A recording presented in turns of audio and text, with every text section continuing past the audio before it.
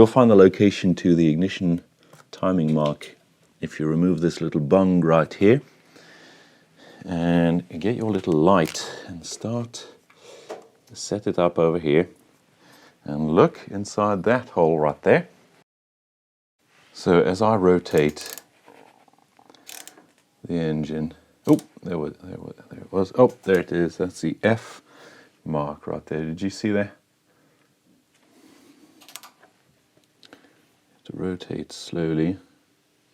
The F mark right there is the maximum advance at 39 degrees before top dead center. Now we are looking for the S mark, which there it is, which is the initial timing of 9 degrees before top dead center. That's exactly the one that we want.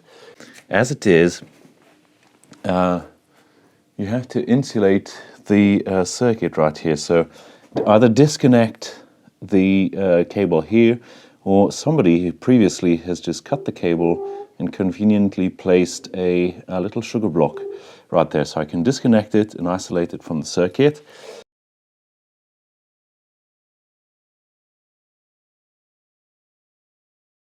So I'm just going to place the buzzer right here of my multimeter and rotate until we can hear the beeping sound. That means that there is contact, and as soon as the contact breaks,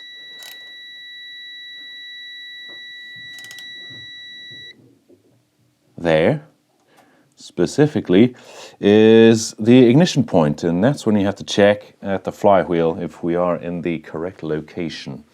So let me just go and check right now. We can see the S right there, which is exactly where we want it to be. So that's perfect. That's for the ignition timing. Obviously, you do not want to forget to reconnect your ignition wire. Obviously, it'll never start. There we go.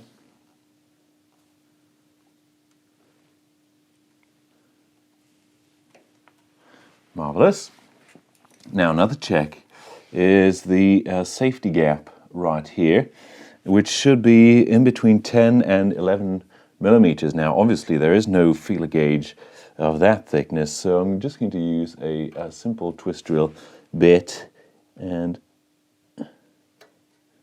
make sure that we are within spec, which we are not. So just bend that tab back a tad. Too wide.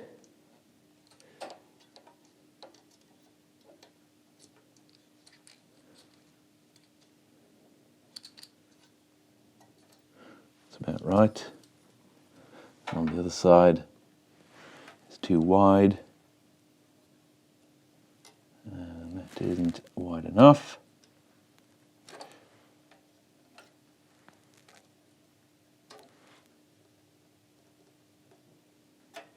Not quite a 10 mil gap.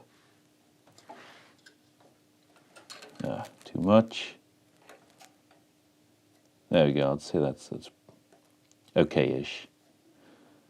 We are within spec. This one's a little too tight. There we go. That'll do. That's fine. So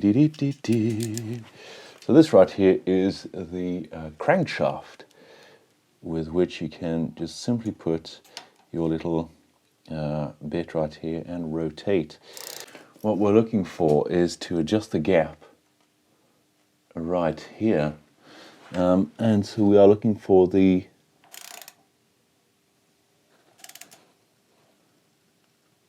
there you go, the moment where they open the widest. Now you do need a set of feeler gauges, which is one of the basic tools which you should always have. We are looking for right here, we are looking to get in between 0.35 and 0.40 millimeters.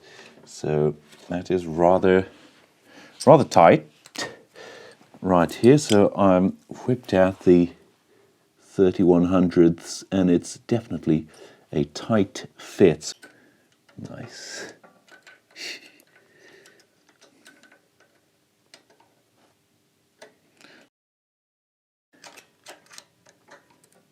There we go.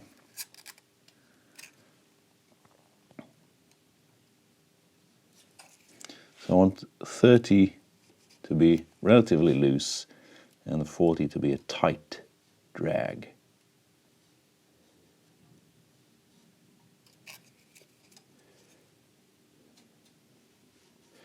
Perfect. See if I can tighten this without altering the gap.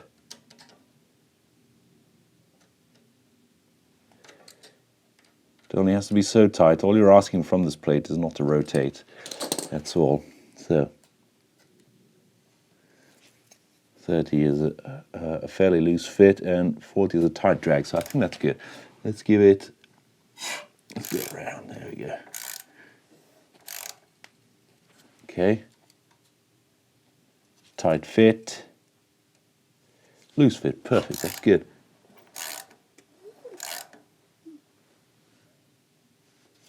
Okay. Nice. So that's the ignition gap, the points gap, which is set. Sorry. Okay, so last but not least, we're going to check the spark plug gaps. Fairly easy. They have to be at 0.60.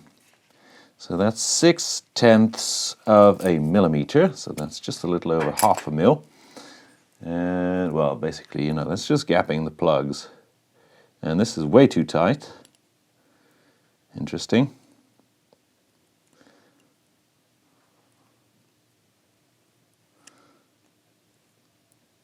Who gapped these plugs, man? Way too tight. Okay, wow. What the hell?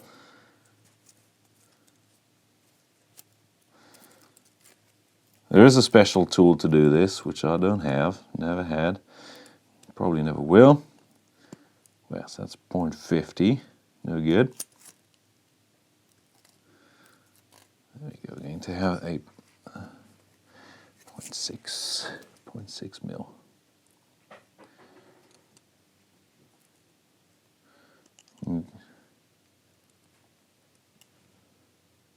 There we go. You can always check for spark as well. If you put these, if you put the spark plugs on like so, put it, you know, ground the spark plug, of course, and then just manually crank. Beautiful blue spark. That's exactly what we're looking for. Fantastic.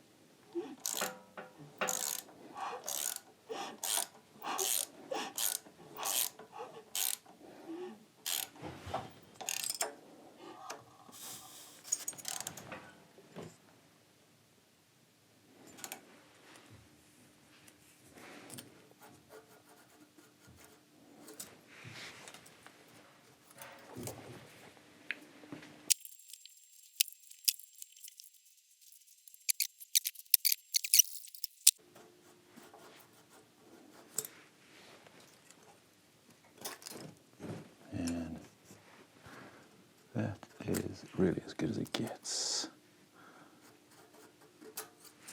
Perfect. Now do the same for the other side.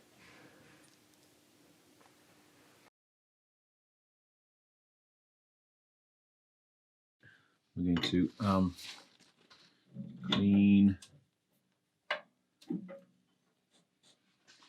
clean the screen, as it were.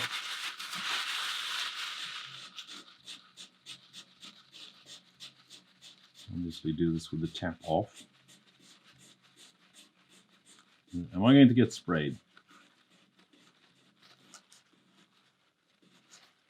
Oh, ah. There we go. Huh. Nothing. That's an old toothbrush cannot handle.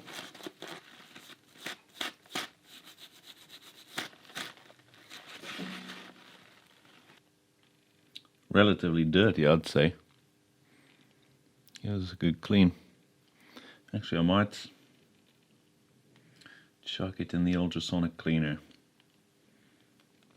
Yeah, I think I'll do that. So here it is, 5 minutes, after 5 minutes in the ultrasonic cleaner. Looks grand.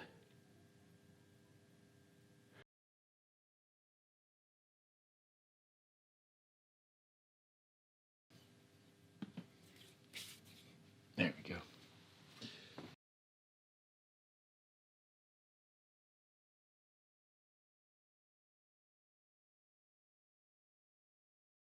So the float level right here is adjusted in this manner. So you're going to need your calipers, which is set to 22 millimeters. As you can see, we have to adjust right here, so you need to bend the little tab ever so slightly. These are minute. There we go. That looks correct. The idea being that the float shuts off the arrival of the fuel at 22 millimeters from the flange. That's the theory behind this. There we go. So you obviously have to make sure that you have enough clearance with the priming plunger after adjusting. If not, then you're going to have to shorten it, but this is not the case today. And by the way, the float has to weigh 7 grams, so it's always a good idea to check that.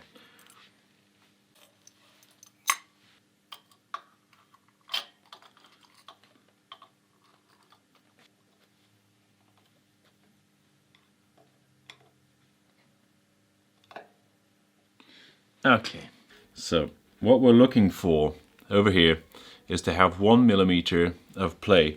Now the way of doing this is that I gently pull on the cable and twist the accelerator grip. Now obviously they're not both at the same length, but you can definitely feel whenever it gets tight enough. So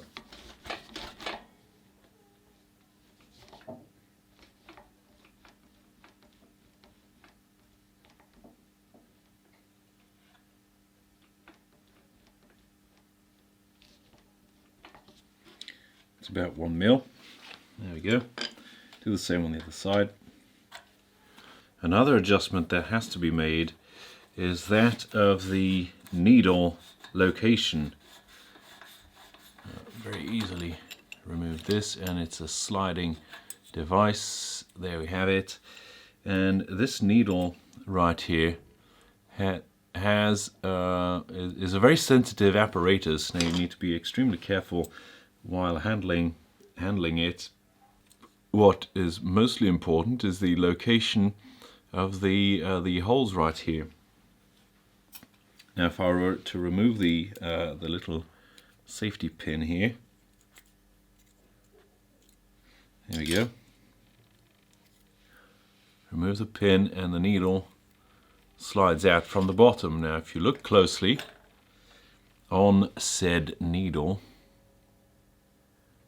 oop, there we go, sorry, there are a set of holes right here. And with the original technical documentation, I know that on the R69 S we have to be located in the second hole right here, and on all the other models it's going to be the third hole. So that is extremely important.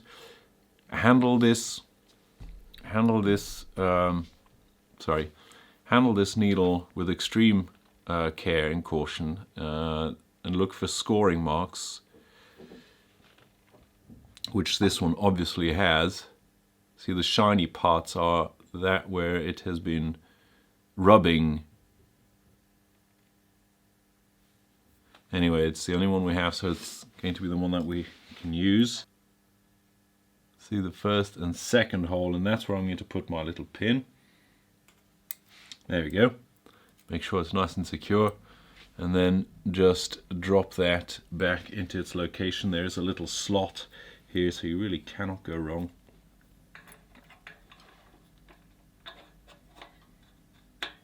There it goes. Place the lid on top.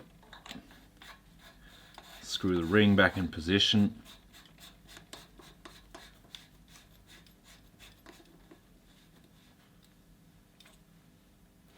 There we go.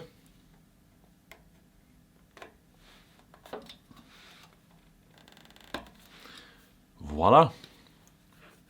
This is the idle screw. It's actually linked to the upper part, the slider with the needle that I showed you before, and this is the idle mixture screw.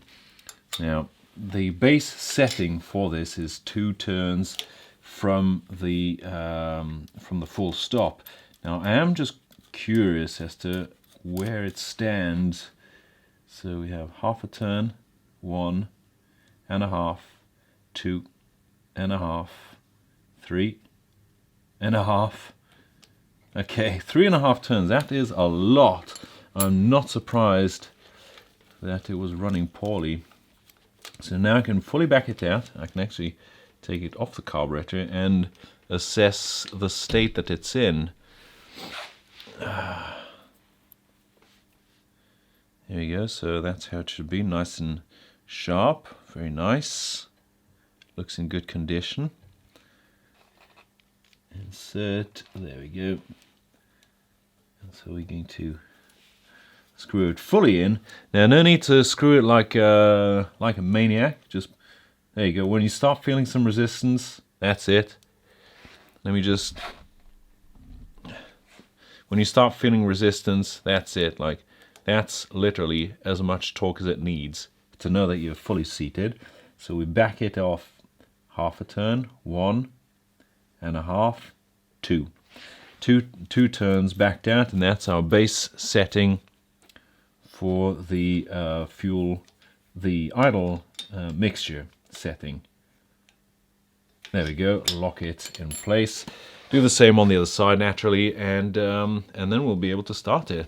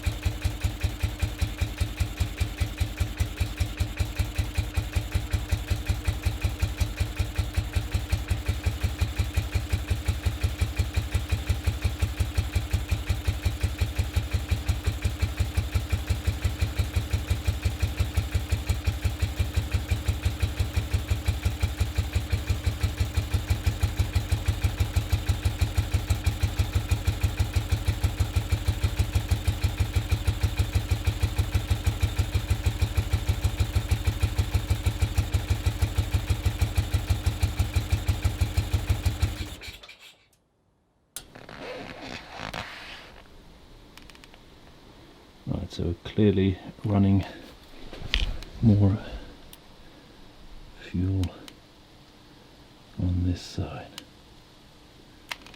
Okay.